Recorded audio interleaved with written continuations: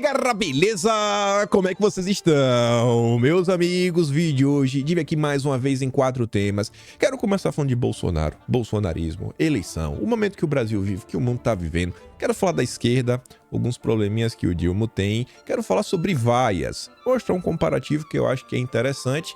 E também quero comentar sobre a minha participação ontem lá no podcast do Monark. Depois, vamos falar sobre legislativo, mais especificamente sobre a Câmara, que tem tudo a ver com a troca ministerial que vai acontecer. Acho muito difícil que a Daniela do Vaguinho não caia, né? A ministra do Turismo, mas isso não é uma notícia tão boa pro Lula e não significa que ele vai conseguir ter uma base.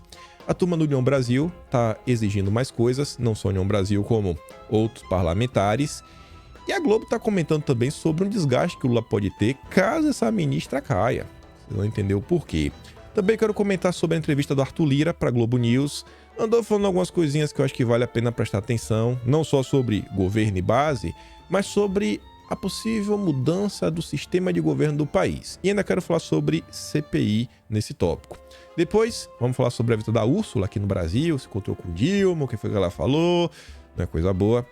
O Lula também vai se encontrar com o Macron, vamos falar sobre isso. E, finalmente, no dia de ontem, na verdade foi agora de manhã, foi publicado no Estadão um texto de uma tributarista, onde finalmente alguém aponta os problemas da reforma tributária, que eu tô batendo na tecla, e ninguém tá comentando. Aquelas coisas ligadas ao imposto do pecado, regulação do mercado de carbono, entre outras coisas. E esse tópico esse assunto conecta com o próximo tema, que é a economia. Vai voltar para os holofotes nos próximos dias. Vamos ter aquela reunião do Banco Central, aquela reunião marota, quem sabe vai baixar a Selic.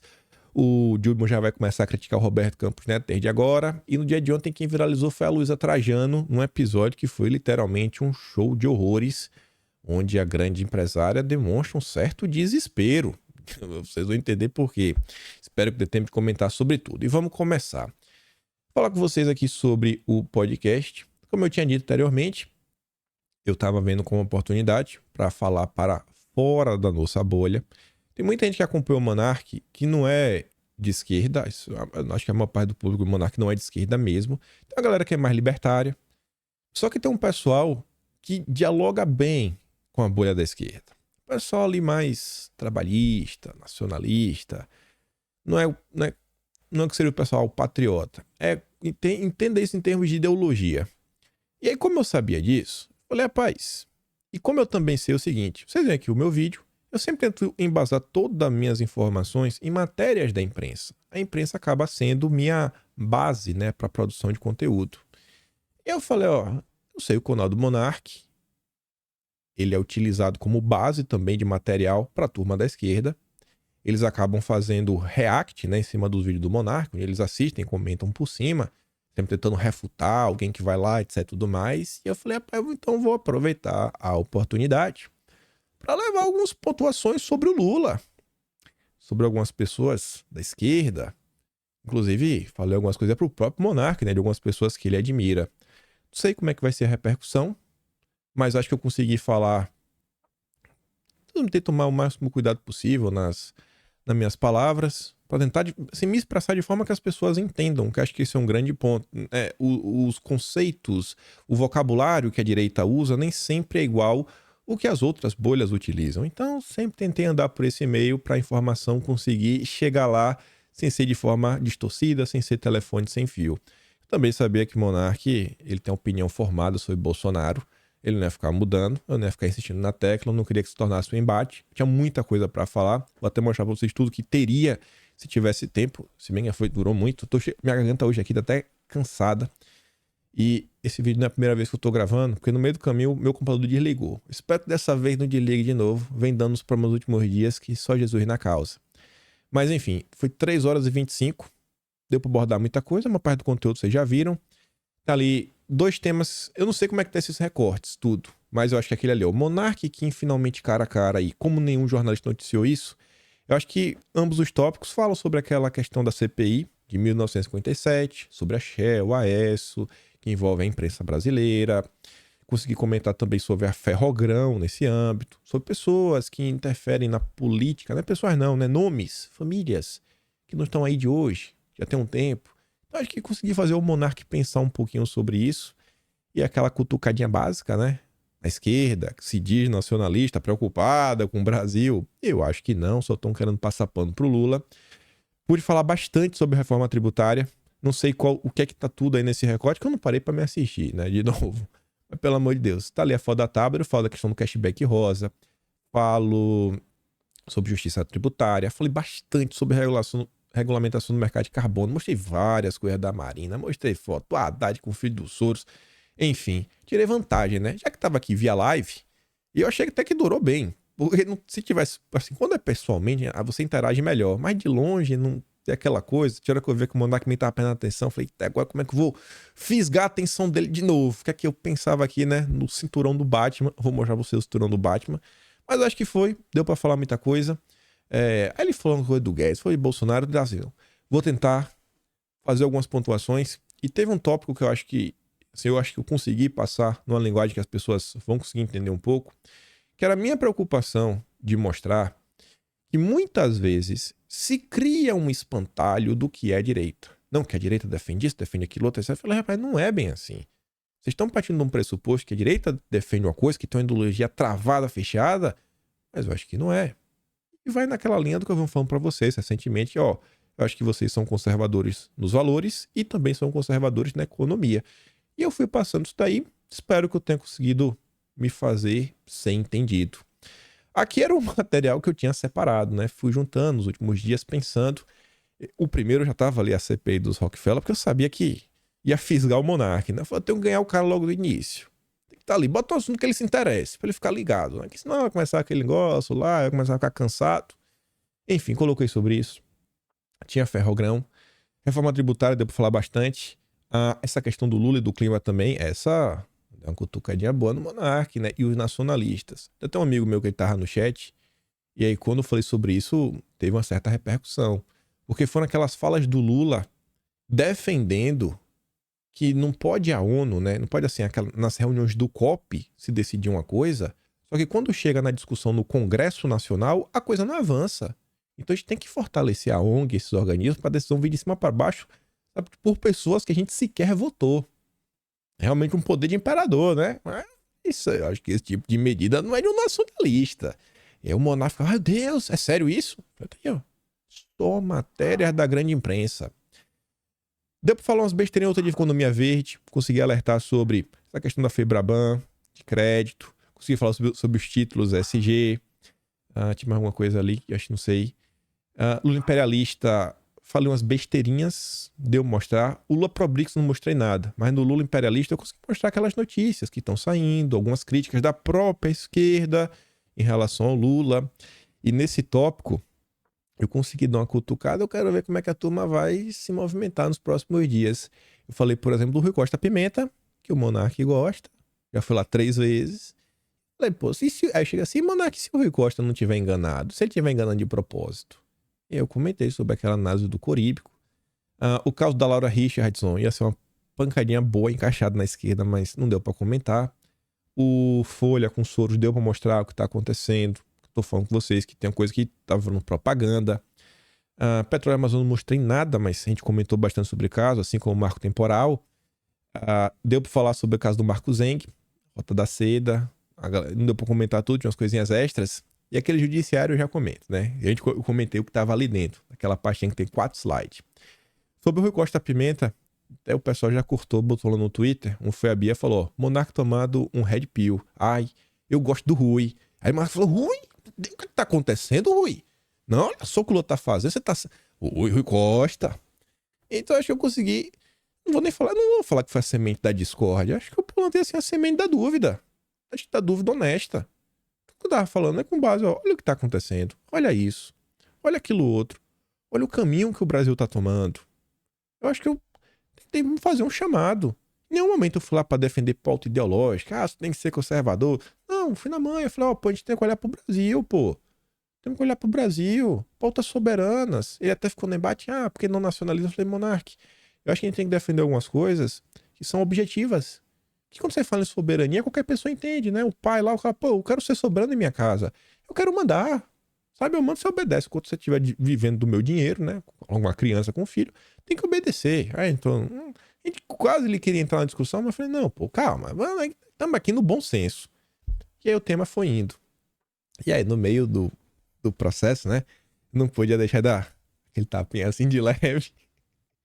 O Monark, ele tem esse negócio da oligarquia, né? O bicho é meio conspirão. Aí eu falei, Monark, tu gosta disso daí, né? Figuras, essa... Porque ele começou a falar que não tem de direita e esquerda, etc, tudo mais. E eu sei que ele é amigo do Kim Kataguiri. Não, olha só isso daqui, Monark, olha só, ó. Sabe o caso do Daniel Silveira? Sim. O pessoal que entrou com a ação. Tá vendo aqui quem são os advogados do pessoal, né? Ele tô vendo.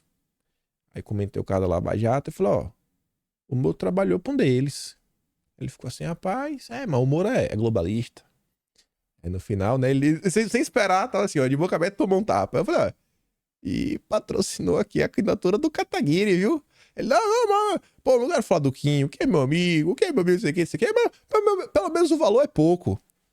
Eu ia até falar assim, pô, o valor é pouco, então o Kataguiri, né, não precisa de muito pra agradar o Kataguiri. Mas eu não vou entrar no debate, não, porque já valeu a pena, né? Só pra deixar a turma da MBL lá nervosa. Quero ver o Chico Linguiça lá reclamando. Mas enfim, o que tava na minha cabeça era mais ou menos isso. Já tinha comentado com vocês que eu achava que era uma oportunidade de falar pra fora da bolha. Espero que consiga mostrar pras pessoas que eles estão, na maior parte do tempo, enganados sobre o que eles falam sobre a direita, né? Eu digo assim, as pessoas que fazem parte do nosso grupo, seja os isentões, que acham que a direita é um bando de malucos, seja a própria turma da esquerda, que tem um mínimo de honestidade intelectual. Teve outra coisa que eu consegui mostrar, eu acho que eu consegui mostrar pro Monark com fatos. A diferença da esquerda pra direita, que fala, vocês passam pano pra tudo, etc, tudo mais. Eu falei, Monark, olha o que aconteceu no petróleo lá no Amazonas. Eu falei, se fosse da direita, eu garanto que teria criticado. E eu digo isso com base em exemplo factual. Falei do caso da Ana Zabó, falei como foi a seda do Bebiano, falei da seda do Santos Cruz. E, gente, isso é um fato. Foram 3 pessoas que saíram do governo porque foram prontamente criticadas. Eu não tô inventando. A história tem pra mostrar. Então, é o que tá na minha cabeça. Espero que eu possa cumprir com as expectativas de vocês. Quem não assistiu, quiser assistir, tá no canal dele. Já postaram até. Alguém postou no YouTube, né? Saiu oficialmente lá no Rumble. E é isso, né? Espero cumprir com as expectativas. Uma coisa que eu quero comentar aqui com vocês é agradecer, mas eu não vou saber a quem direcionar o agradecimento. Sem brincadeira mesmo, sem demagogia. Ontem eu vi Bolsonaro postar isso daqui, né? 2 notícias. Bolsonaro planeja operação acolhida no Rio Grande do Sul, problemas na Argentina. Né? Bolsonaro planeja, pô, vai dar problema aí, viu? Vai dar problema. Isso em 2021. Bolsonaro falou que ia dar problema. Chamaram ele de louco. 2023. Argentinos emigram ao Brasil em número recorde em meio à crise, né, pós-pandemia. Olha só. Quem poderia imaginar que Bolsonaro estava certo? E o que eu queria comentar sobre isso é o seguinte. Essa notícia de baixo, essa matéria aí do argentino, esse print é meu. Mas aqui é o mesmo caso do que aconteceu daquele vídeo do Lula no Serginho Groisman que Bolsonaro compartilhou. Gente, não foi eu que montei essa montagem. Assim como também não foi eu que achei o vídeo do Serginho Groisman. Essa notícia aqui de baixo, o que eu acho sensacional é isso. Algum ser humano comum, vivendo seu dia, compartilhou isso daqui, apareceu na minha timeline, achei essa notícia interessante, trouxe em vídeo. Aí alguém, olha só, pegou a notícia do vídeo, tirou ali o logo da Folha de São Paulo, botou outro comparativo. Não sei nem se foi Bolsonaro. Eu acho que foi isso aqui, foi uma montagem de ser humano comum. Outra pessoa pegou, botou a notícia em cima pra mostrar que Bolsonaro previu com 2 anos de antecedência. Botou ali as datas em destaque. Isso aqui deve ter circulado, que seja, sei lá, no WhatsApp da vida. Bolsonaro deve ter recebido, deve ter postado. Então, assim, o que eu quero comentar com isso é: não desistam. Às vezes você acha o seguinte, pô, mas eu falo com 10 pessoas, eu falo com 5 pessoas, eu não tenho tanto engajamento assim. Mas às vezes, uma das pessoas que você fala, um compartilhamento que ela dá, que outra pessoa dá, às vezes é aquela notícia que ninguém prestou atenção e daqui a pouco ela viraliza. Daqui a pouco ela chega num lugar que todo mundo viu. Você acha que às vezes, pô, mas eu só falo pra 100 pessoas. Às vezes, sabe, vai indo. Chega todo mundo. Tem uma teoria que fala que qualquer um de nós está a 6 apertos de mão de qualquer pessoa no planeta. Não sei se vocês já ouviram isso, assim, não. Você, assim, sei lá, você e Bolsonaro. Você deve conhecer alguém que deve ter um primo de outro estado, que esse primo é amigo de fulano, que não sei o que.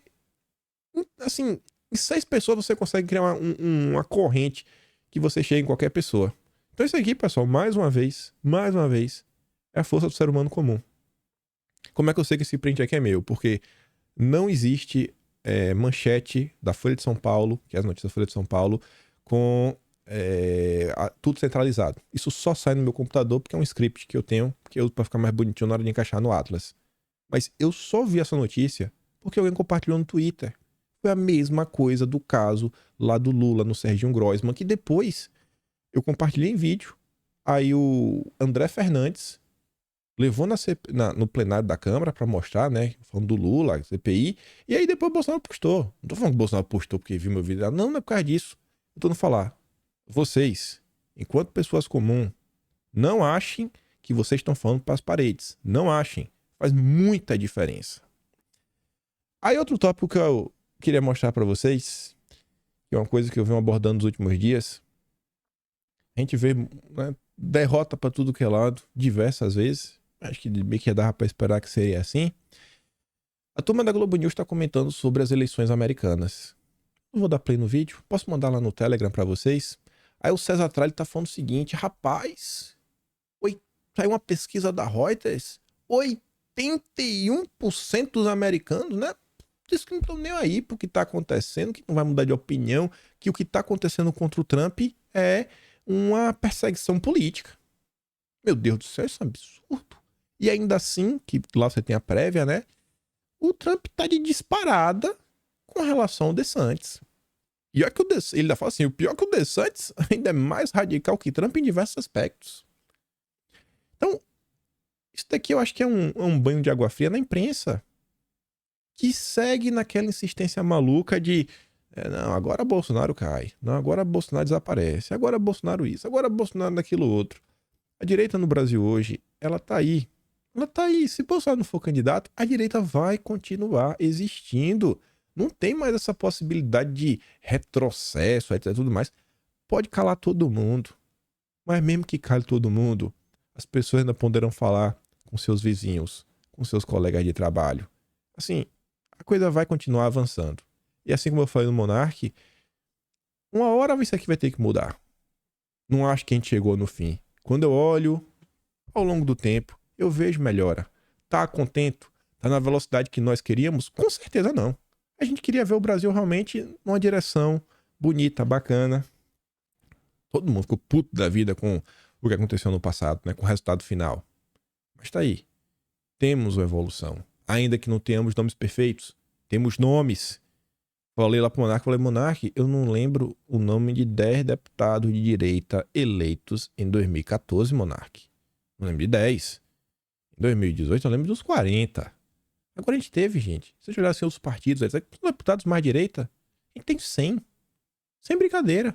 Se é assim, ó, pra além do PL, vamos pegar um que tá em evidência. O Tenente Zuco. É do Republicanos. Tá com o presidente da CPI do MST. Então, a direita ela tá crescendo no Brasil. Ela tem votos.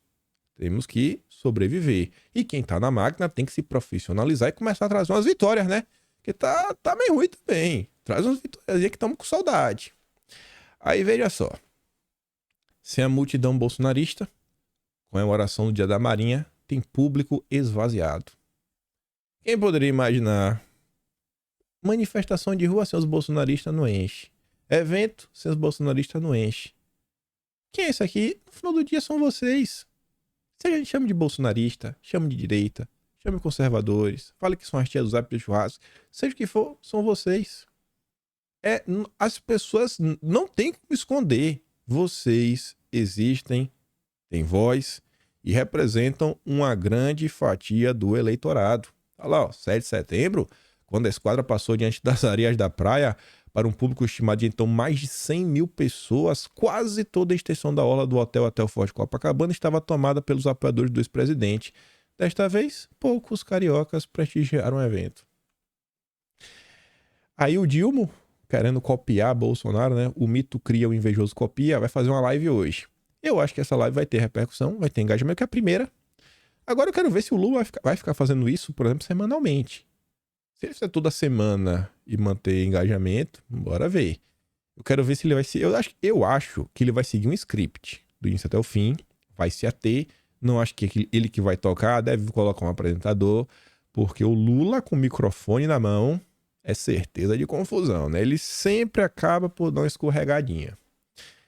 Aí, no dia de ontem, tava ele culpando o Bolsonaro pelos problemas da educação brasileira. O PT ficou no poder em 2002 até 2016. Não tem nada. Eles nunca erraram. 2003, né, até 2016. Nunca erraram. Todos os problemas começaram com Bolsonaro. Lula atrás na alfabetização por negacionismo e suposto equilíbrio fiscal.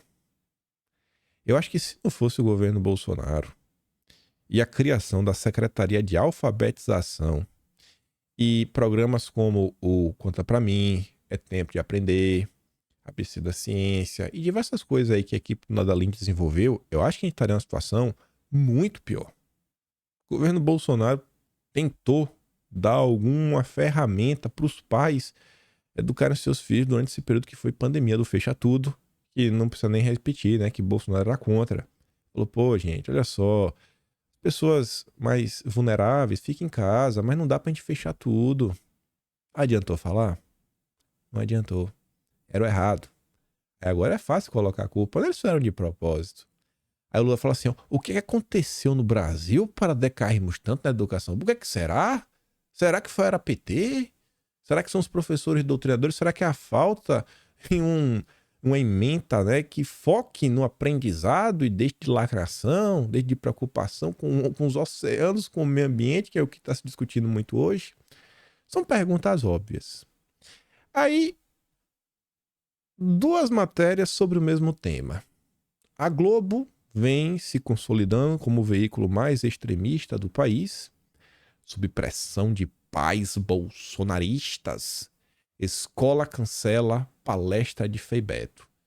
Aí você pensa que é pouca gente, né? Deve ser uns pais radicais, uns malucos ali, 2, 3. Folha de São Paulo. Colégio no Rio Grande do Sul cancela evento com Frei Beto após abaixo assinado de pais de alunos. Sabe como a manchete já é um pouco mais honesta? Não tem adjetivação, não. É só pais. Pais de alunos. Os pais dos alunos. Não é pais bolsonaristas. Não, são pais de alunos. Não tem mais o extremismo da Globo. E teve um abaixo assinado com 2.700 assinaturas. A maioria de pais. Então, não foi um grupinho. E mais, a instituição de ensino é privada. Ou seja, eu acho que realmente a opinião da família deve contar bastante. Mas a turma da Globo tá quase no coração. Agora, o Bernardo Melo Franco escreveu aquela nota, ele fala que é um Frei Beto, né? Basicamente um petista. Só falta ser filiado ao partido. Né? Frei Beto Meu Deus do céu. Não vamos nem entrar aqui nessa discussão. Aí, gente, falei que queria fazer um pequeno comparativo, né? Falar de vaias. Tivemos aí a parada no domingo. A Folha comenta sobre ela. Que a parada tem pedidos por mais direitos e vaias a Bolsonaro. Antes da parada, no meio da semana aí, durante o feriado de Corpus Christi, nós tivemos a Marcha para Jesus. Nós também tivemos vaias, mas não para Bolsonaro. Ministro é vaiado ao citar Lula durante Marcha para Jesus. Não é engraçado isso? Olha onde Lula é vaiado. Olha onde Bolsonaro é vaiado. Quando Lula foi vaiado, a Folha de São Paulo soltou essa nota. Ódio tomou conta do coração dos crentes. Diz leitora sobre vaias a Lula. Será que a Folha de São Paulo vai soltar uma nota falando que ódio tomou o coração das minorias, dos públicos aí mais diversos, né? Diz leitora sobre vaias a Bolsonaro? Será? Eu tenho certeza que não vai. A gente tem a mais pura convicção. Mas até quando se fala em vaias, você vê que a coisa é muito diferente quando a gente compara Lula e Bolsonaro. Um é representante da esquerda, outro é representante da direita. Ainda nesse âmbito final, né, eu acho que tem a ver com a questão do Corpus Christi. Olha essa matéria. Manchete, viu?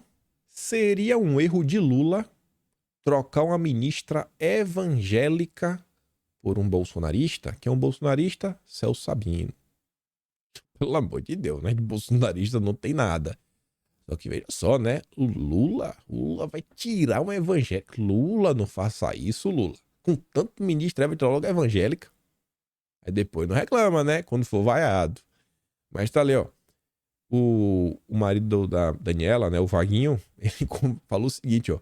Parece haver um conflito interno ali, né? No governo. O Padilha tem boa vontade, atende e promete as nomeações.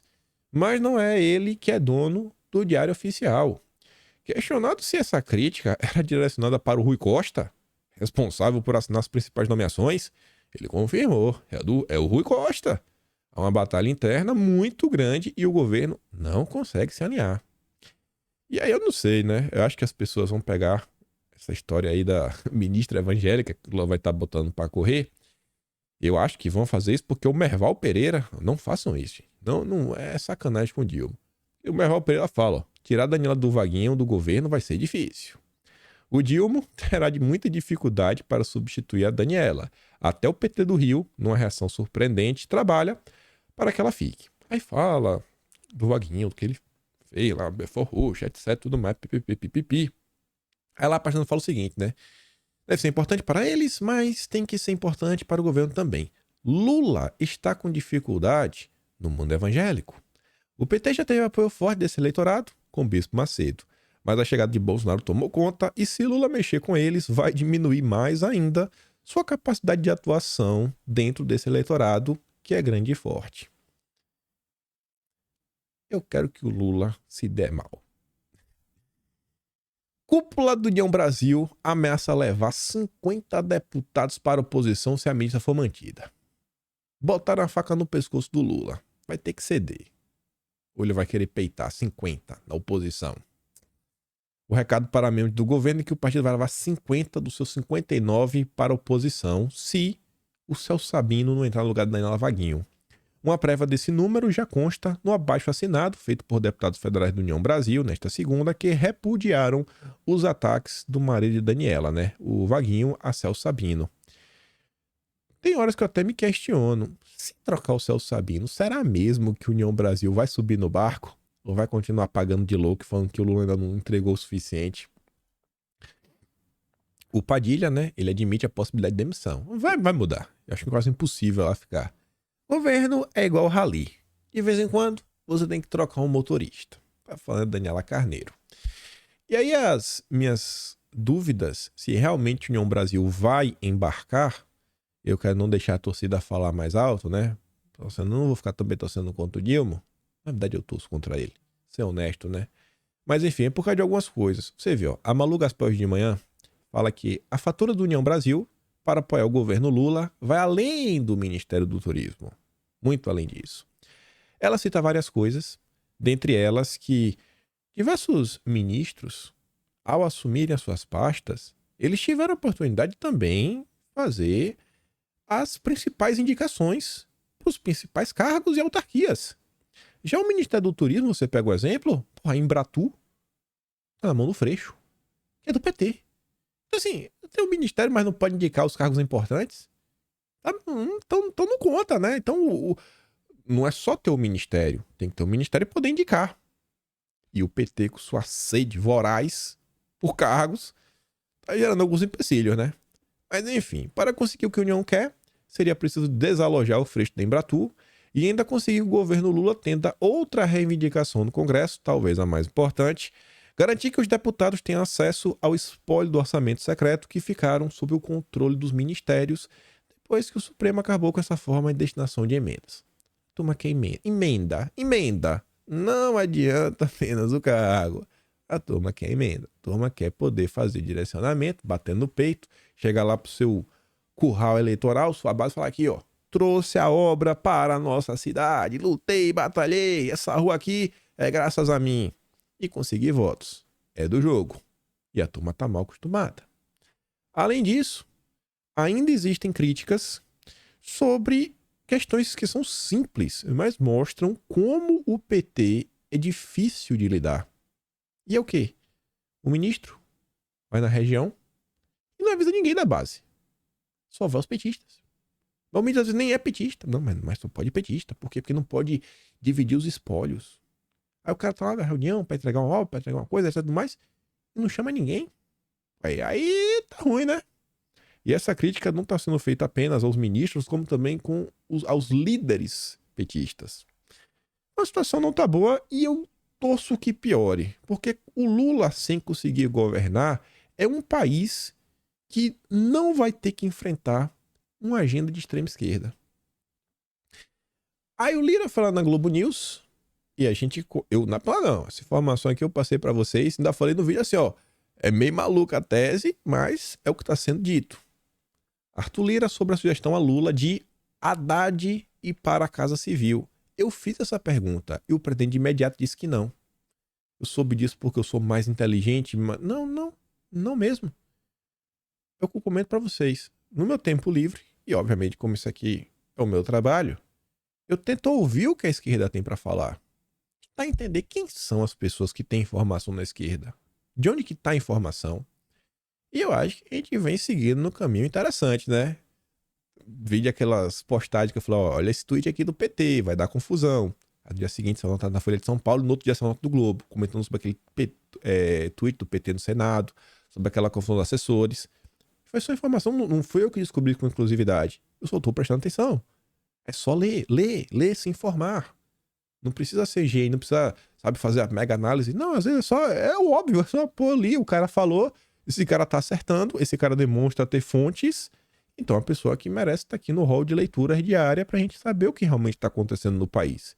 E sim, o Lira realmente pediu a cabeça do Rui Costa, sugerindo aí, né, o Haddad no lugar. Ele ia falar que não pediu a cabeça, mas não tá sugerindo o Haddad, é porque ele tá falando, ó, esse cara tá ruim, hein? É bom trocar. É que ele não deu um ultimato, mas deu uma sinalização forte, né? Tá ruim. Além disso, na entrevista para a Globo News, eu não sei, mas eu vejo essa fala aqui do Lira como colocar um pouquinho de pimenta, né? Aumentar a temperatura do fogo no balaio de gato lá, né? Na panela de pressão que é o PT. Óbvio que tem uma disputa interna rolando, é óbvio, mais do que claro.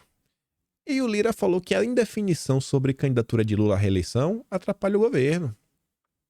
Enquanto o Lula não disse vai ou não vai ser candidato, fica aquela briga, né? Todo mundo brigando entre si pra ver quem vai controlar a agenda, qual o caminho que vai, quem não vai, e aí fica um meio que sabotando o outro, brigas internas. E aí, se o clima já tá ruim, né? Aí já começa aquela desconfiança. Ei, até a Câmara tá vendo.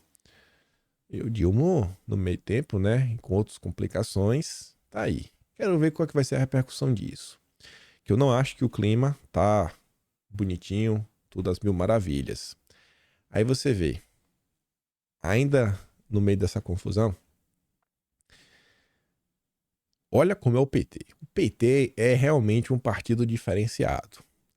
O ministro do Trabalho, Luiz Marinho, petista, se autonomeia para conselho fiscal de até 20 mil reais por mês. Para ganhar 27 mil, é só participar de todas as reuniões. 27 mil reais.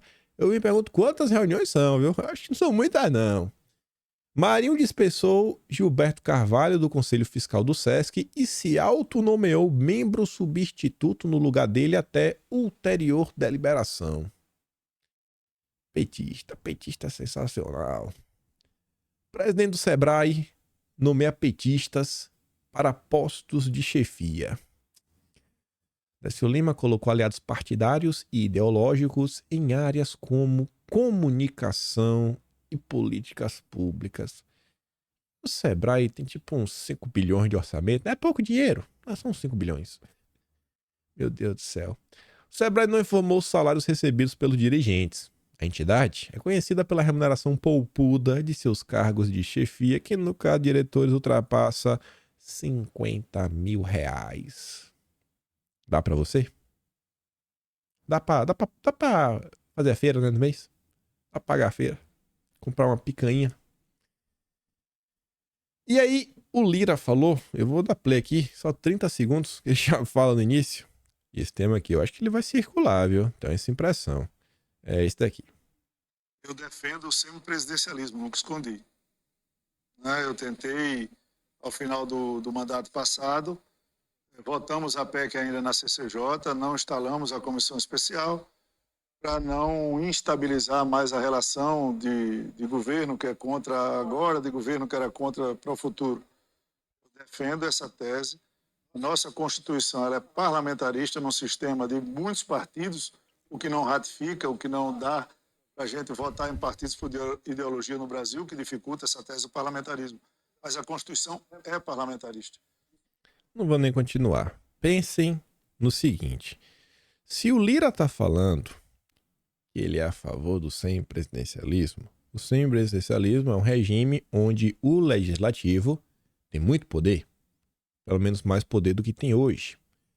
Tenho para mim que Lira e sua turma, independente dos acenos do Dilma, vão tentar continuar a empoderar, até usar um termo da esquerda, empoderar o poder legislativo para, quem sabe, criar uma situação, né, de insustentabilidade. Então, Flávio, o jeito aí é colocar o semipresidencialismo, tem o que fazer, vamos pelo bem do Brasil, etc, tudo mais. Enfim, acho que a situação aí com Dilma vai continuar tendo problema. Tanto que a turma fala o seguinte, ó, cessar fogo, não tem um acordo de paz. Aí diz que os aliados do Lira avaliam que os acenos do governo, ao deputado e ao centrão, arrefecem por hora a tensão entre Planalto e Câmara, por hora.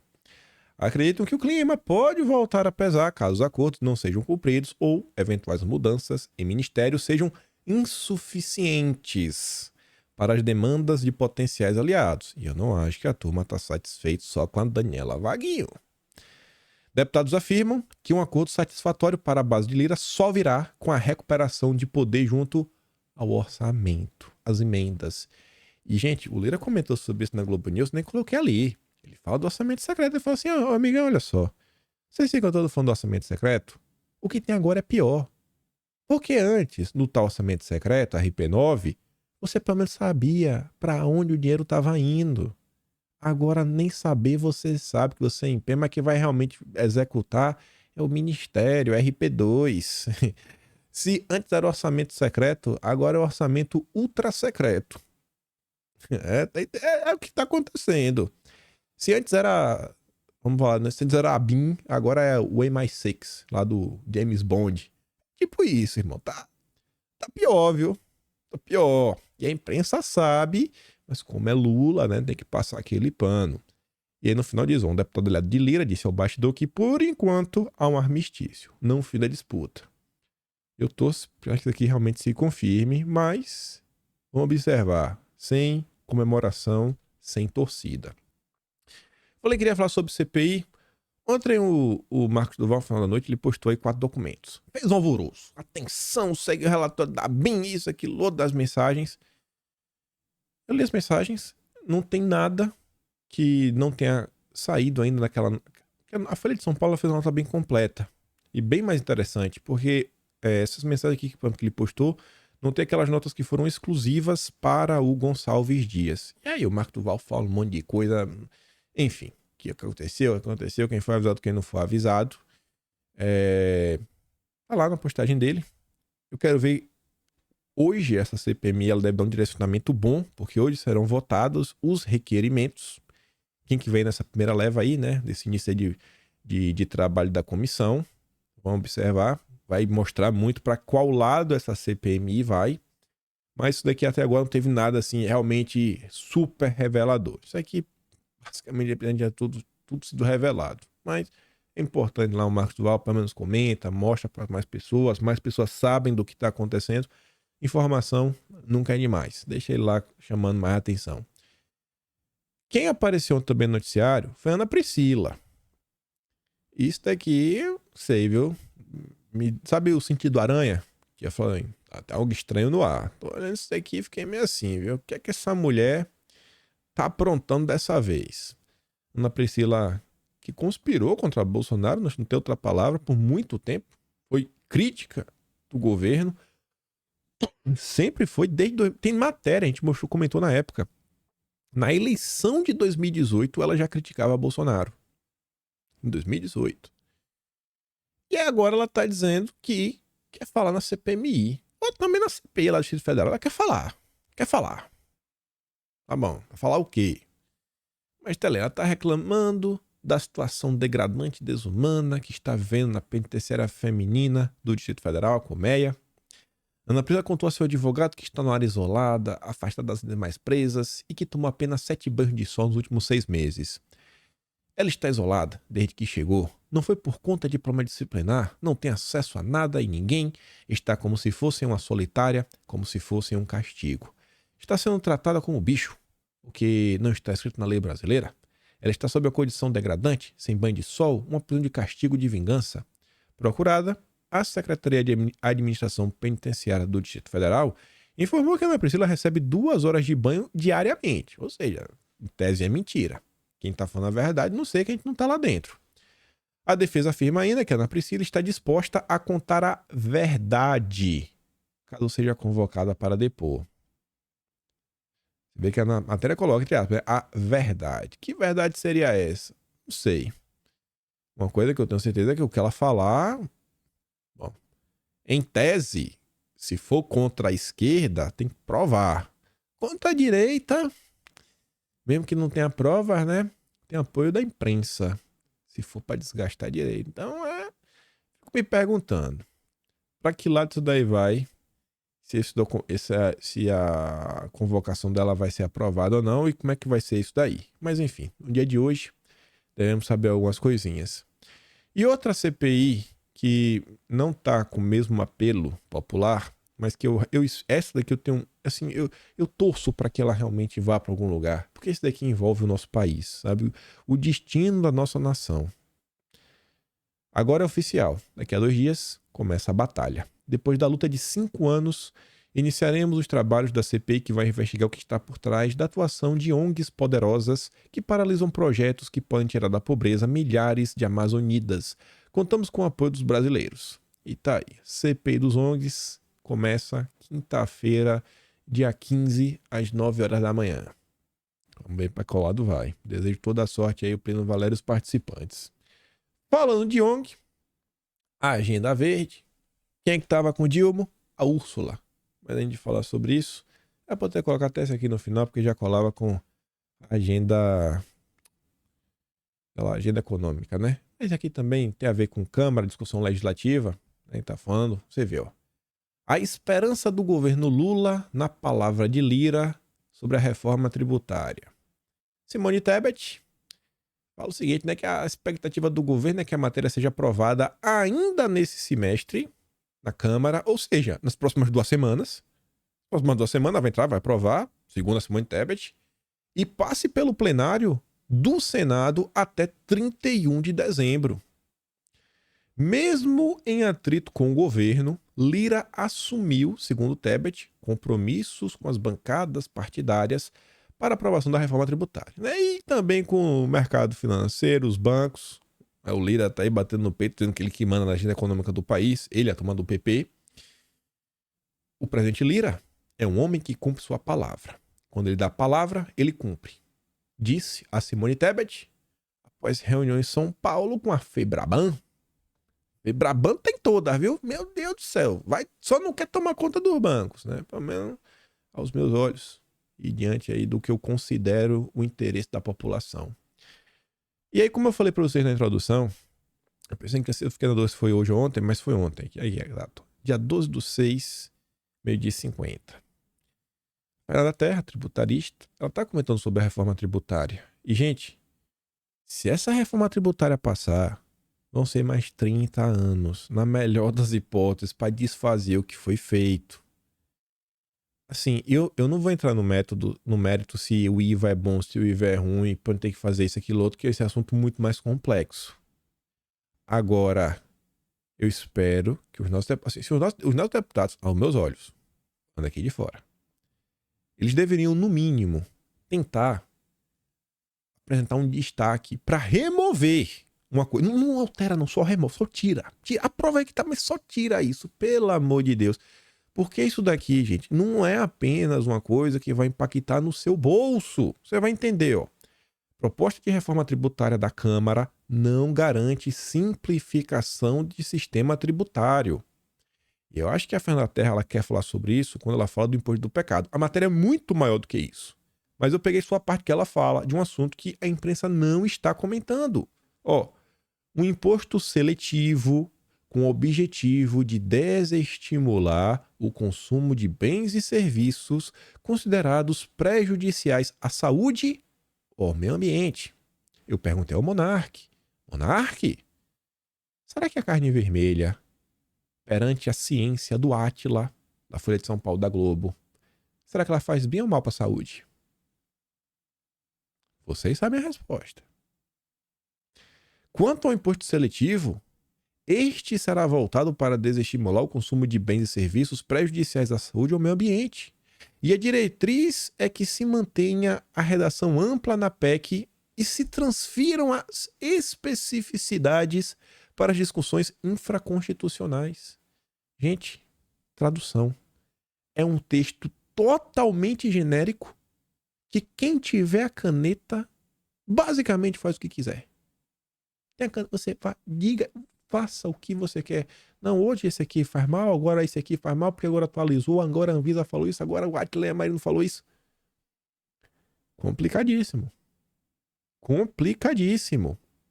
É um poder descomunal que será dado. A canetinha, meu, que é que ela pode... não é um cheque em branco, não. É um talão inteiro. É aquele talão gordo de cheque.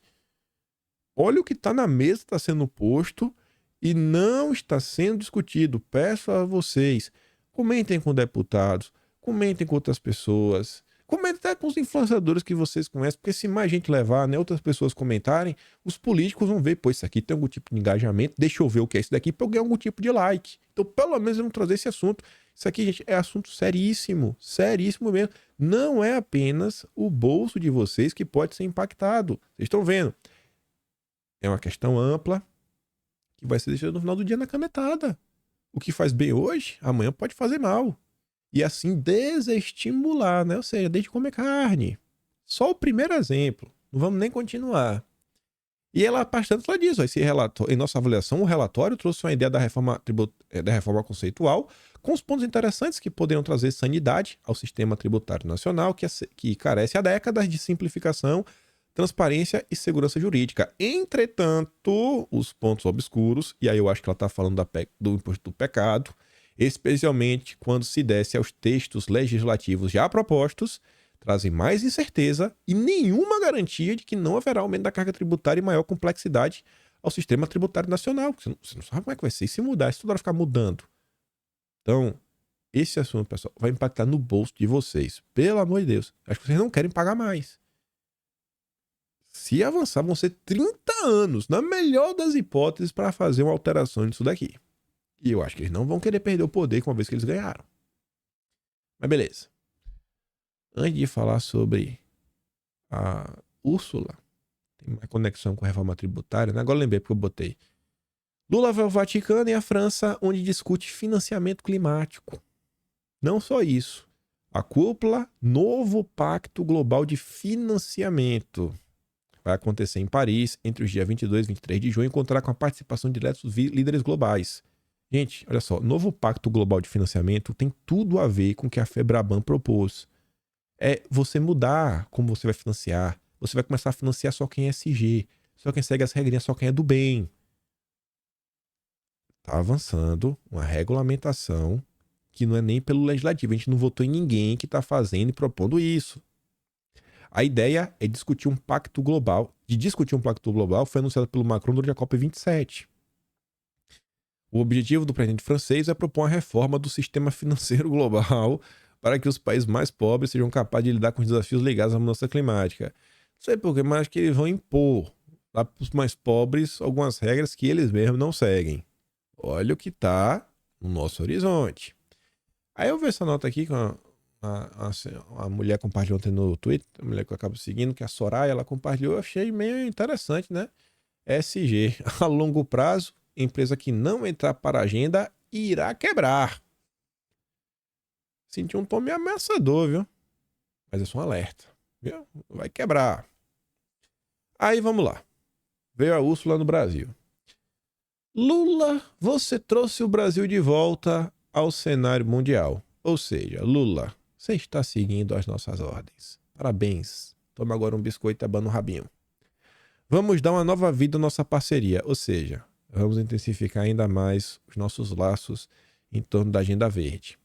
O primeiro, uma cooperação mais forte em ação climática. Comércio, energias renováveis. Também expressei nosso apreço pela condenação do Brasil ao conflito, né, na Europa. Valeu, Lula. Isso aí, viu? Tá aprendendo direitinho. O Biden, com certeza, tá contente com você. Depois ela vem falar que apoiamos o plano do Brasil para acabar com o desmatamento ilegal até 2030. Tá bom.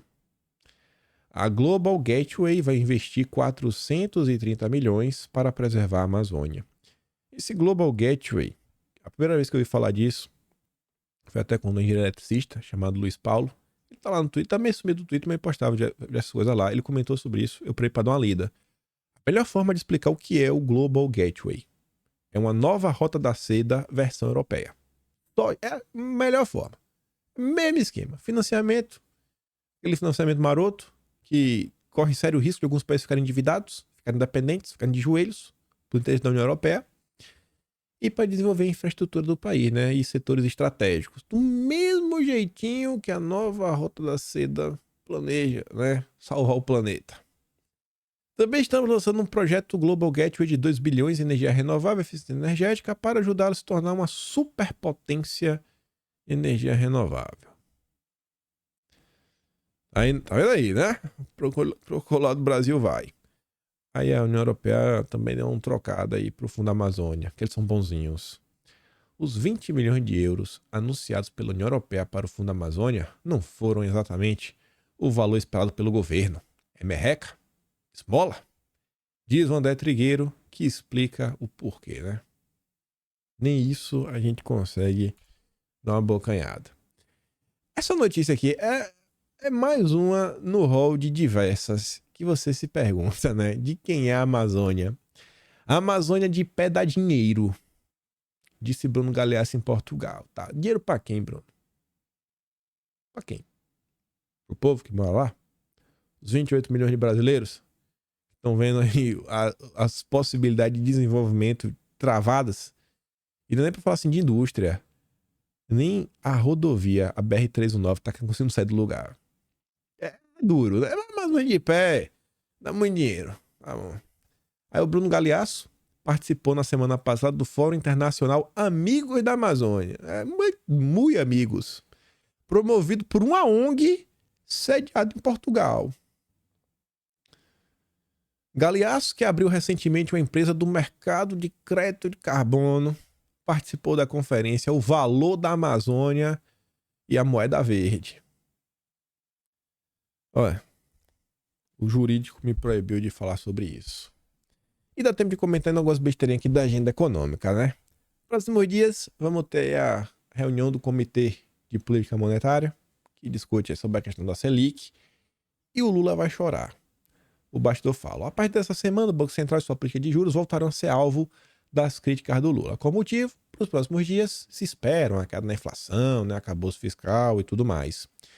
Confirmada a redução, né, da Selic, ainda que pequena, Lula vai poder dizer que o movimento é fruto do trabalho do seu governo e da pressão da sociedade mobilizada por ele. Se não houver queda, né, na Selic, o Lula vai acusar o Roberto Campos Neto de atuar para sabotar seu governo. O Lula está tentando emplacar o ganha-ganha. Mas a gente já está comentando aqui desde agora, né, qual que vai ser a estratégia para ninguém cair no papo, né, do estrupício. Aí no dia de ontem, como eu tinha comentado, teve um evento, tava Roberto Campos Neto, o presidente do IDV, e do lado a Luísa Trajano. E meus amigos, essa senhora ficou falando tanto que ficou assim, chato, meio mal educado. Ao ponto do Roberto Campos Neto, assim, ele até tirar o microfone dele, porque ela não estava deixando ele falar, e ficou dando assim, aquela risadinha de ver. Ficou um clima pesado no ar, sabe? Que você fica vendo assim, rapaz, não é que ela tá fazendo militância pro Lula, ou tá preocupada, parece que tem uma coisa, parece que ela tá muito preocupada com a taxa de juros do país. Não que eu esteja errada, eu acho que a taxa realmente tá alta. Eu espero que possa baixar. Não entendo tecnicamente, né? Mas, enfim, que Deus toque o coração do Roberto Campos Neto e todo mundo lá. E que a economia do Brasil dê certo. Que não tem como torcer pro brasileiro sofrer também, né? É ser muito desumano. Mas tá ali, ó. Folha de São Paulo. Vai ter muita gente quebrada. Diz Luísa Trajano, a Campos Neto tem crítica a juros. Muita gente quebrada.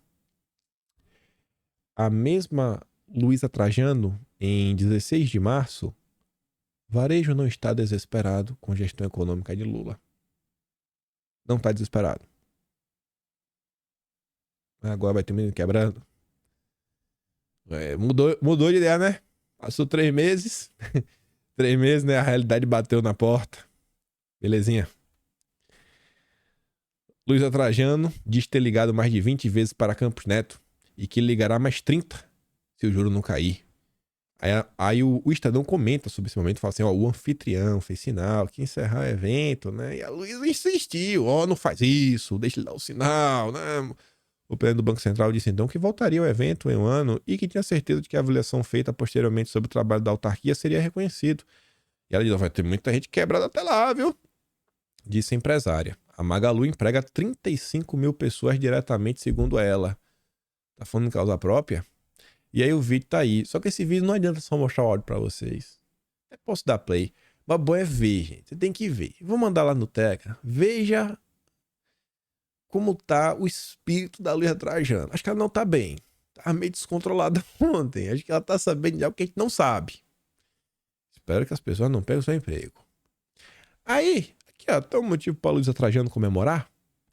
Shine, Shopee, AliExpress perdem 237 milhões em vendas após taxação e analistas cortam preço-alvo da Vale.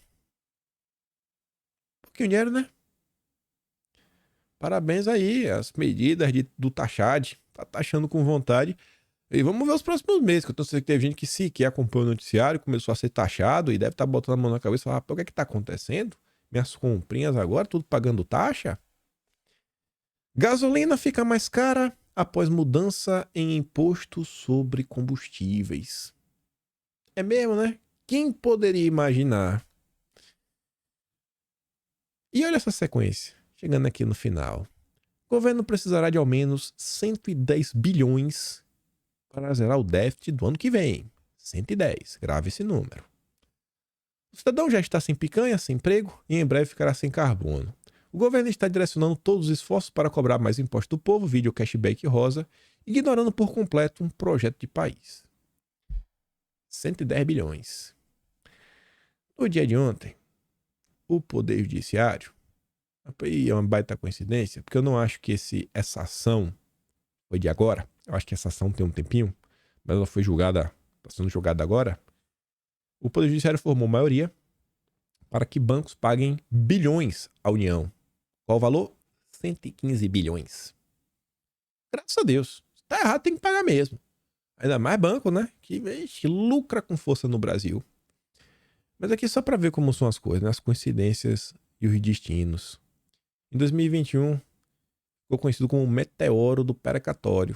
O governo estava seguindo lá, né? Com suas previsões, vida que segue. E de repente o governo recebe a notícia que tem 90 bilhões para pagar de precatório. Assim, do nada, né? Do nada. 90 bilhões. A decisão do judiciário, não, vai ter 90 bilhões aí. Na época dizia, né, o meteoro de gastos, citado nessa sexta, dia 30 de julho, pelo Paulo Guedes, é uma conta de quase 90 bilhões que terão de ser incluídos no orçamento. O valor foi comunicado pela Justiça ao governo nos últimos dias e embaralhou os cálculos que a equipe econômica vinha fazendo. Até nisso, né? O governo Bolsonaro dá sorte de pagar mais. Já o governo Lula dá sorte de entrar um crédito 115 bilhões. Ai, Brasil. Esse país é demais. Vou mandar o vídeo do César Tralli quando dei play. Ele falando ali triste que o Trump não perde apoio, não derrete. que eu acho que são muito similares de Bolsonaro. Vou mandar o da Luísa Trajano, vou mandar o do Lira, falando sobre semipresidencialismo, no canal do Telegram. Depois, se vocês quiserem dar uma olhada no podcast, vê lá, né? Espero que eu, mais uma vez, tenha alcançado as expectativas. Tá lá no canal do Monark. Se meu trabalho, passando no meu canal, tem um botão de valeu, tem um pé na descrição. Atlas Brasileiro, kimpai.com.br, dia 15 agora, quinta-feira, né? 5, uma CP das ONGs. Sair a edição de abril. Obrigado ao apoio de todos vocês. Só é possível, literalmente, cair de você, né? Porque não consigo escrever sozinho, então preciso dos meus funcionáriozinhos. E é isso, gente. Se puder compartilhar esse vídeo também, fico muito feliz. E aquele grande beijo, abraço, tamo juntos. Valeu, meus amigos. Fui.